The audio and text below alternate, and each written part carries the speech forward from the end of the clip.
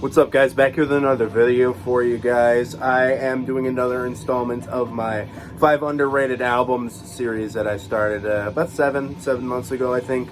And it's kind of my video when I don't have anything specific I want to do quite yet, kind of video series. So I am waiting on a couple of items to get here from Hell's Headbangers, a couple things off of Amazon, and a couple other things like that for a collection update.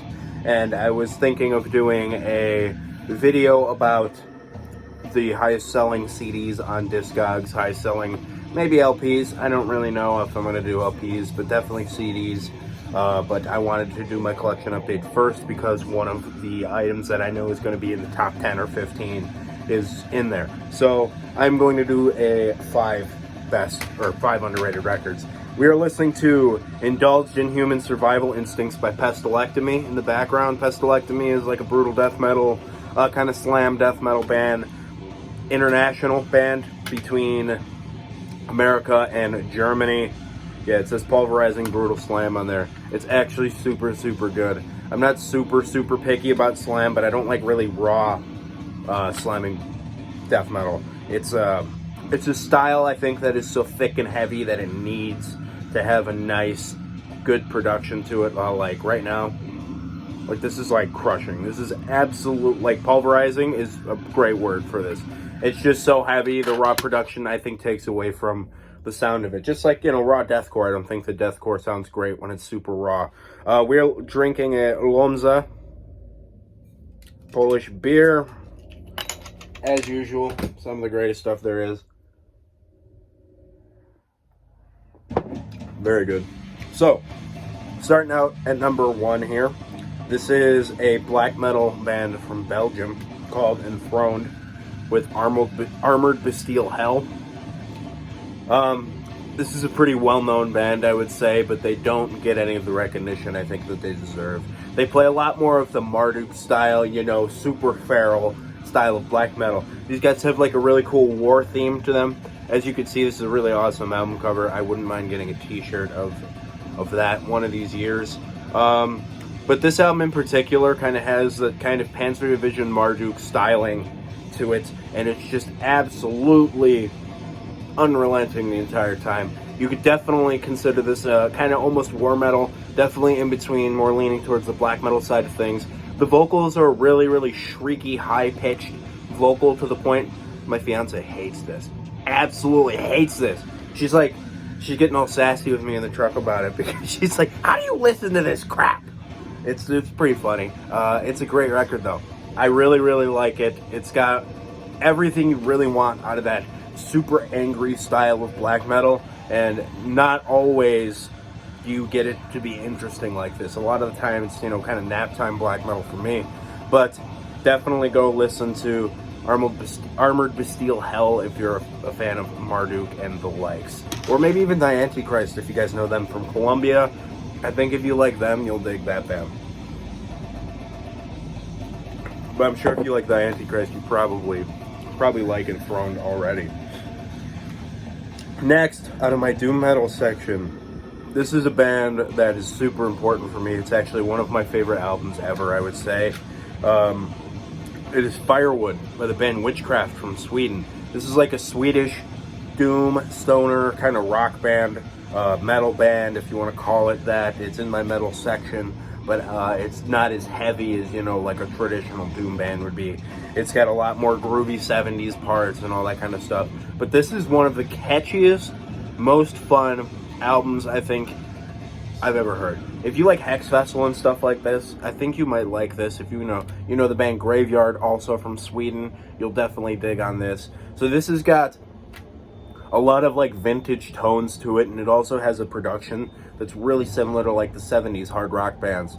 It's not as heavy, I would say, as stuff like Deep Purple or UFO. Like riff-wise, you know, these guys have a lot more of that stonery feel to them. It's a lot of jumpy fun, but it's also got like this archaic darkness to it. You know, there's almost like primordial magic sense to it. It's a really cool band, which makes me, you know, it has atmospheric similarities to Hex Festival.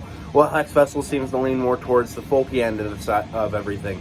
I think if you guys like any of the stoner bands, you definitely like this one. My favorite song on here was Sorrow Evoker. It's a slow song that really uses some really awesome dynamics in order to create a good atmosphere. And I think that's something I think that really lacks in a lot of metal bands, especially a doom band. A lot of doom bands have, you know, one setting and then they roll with that the whole time. These guys do a lot of different stuff. Like the first track, Clyde of Fire, is kind of this like starting off with some heavy, you know, riffy kind of clean-ish guitars. I don't want to say distorted, but I don't want to say clean. It's definitely really fuzzed out, really reverby. Definitely check out Witchcraft if you have not. Next, I talked about these guys in my last update, but not this album. This is Concerto Moon with Rainforest. Rainforest, first off, Concerto Moon is a Japanese melodic kind of symphonic power metal band. They are so stellar. First off, it's an awesome album cover. It's not like, I don't think The Jungle has the epic atmosphere that this does, but it's great, man. It's speedy, but it's also got a lot of that bombastic kind of epic portions sprinkled throughout it. It's definitely influenced by like the more speed metal German bands, but these guys definitely also really like the band Rhapsody from Italy. If you have not heard this band, I recommend it highly. This one has some bonus tracks with some extended editions of tunes and some instrumental tracks, which honestly I could not care less about. But it does a really nice way of balancing the shred and the riffs and these awesome shrieky vocals that this vocalist produces. Check out this awesome band photo too. Great stuff. Yeah, but this is it's out on LMP, which is, you know, pretty much textbook power metal. It's, you know, Mob Rules, Lana Lane, more Concerto Moon stuff, Ivory Tower, Kensinger, or Kensiter, whatever it is. Yeah, check out Concerto Moon. Next, this has been more my speed of the past couple of days. I started going to the gym again. So I really like to listen to a lot of brutal death metal at the gym. It's just something I think fits what we do there, you know. This is Fetish for the Sick by Lividity. Lividity, one of the best Midwestern death metal bands of all time. I don't think I should continually show this album cover.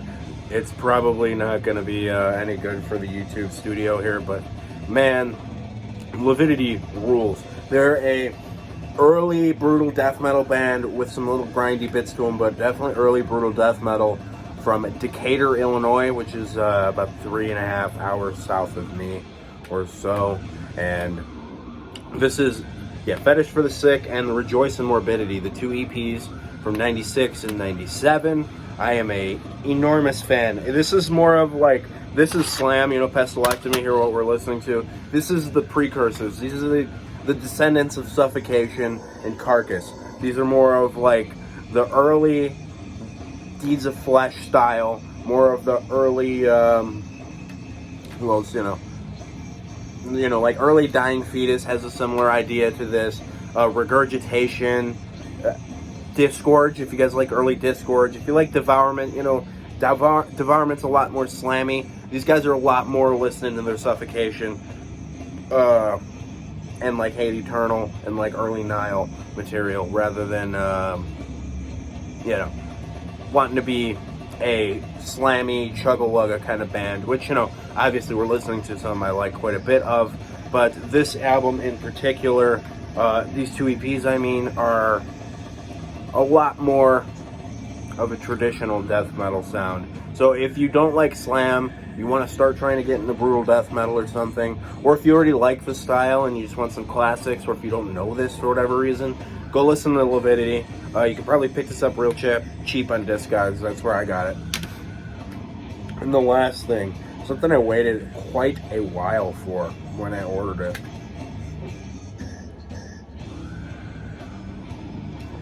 Violent, man. This stuff is so good. Definitely check out Pestilectomy. Oh, also, I didn't show the album cover on this one. This one's wild, man. I like this whole, like, Jurassic World kind of look, you know, they got going on, like, what you'd imagine it's like if those movies were rated like R or even, you know, unrated, and they had like the full gore, where you see, you know, these, I guess you want to call these things velociraptors, but they have like fur on them. I know that people say that they had feathers, but they, I don't know. But yeah, it's great. It's so basically, if you like Jurassic Park, Jurassic World, you like Pestolectomy. Okay, last one. The one I was just yakking about that I waited a while for. This is East of Sun by Gatekeeper.